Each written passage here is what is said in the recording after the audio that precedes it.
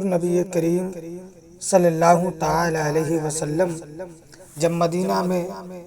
تشریف لائے تو دیکھا کہ مدینہ والوں نے سال میں 2 دن ایسے مقرر کر رکھے ہیں جن کو وہ کھیل کود لہو و لعب میں گزار دیتے ہیں۔ حضور علیہ الصلوۃ والسلام نے فرمایا کہ اسلام بے راہ روی اور لہو و لعب کی اجازت نہیں دیتا۔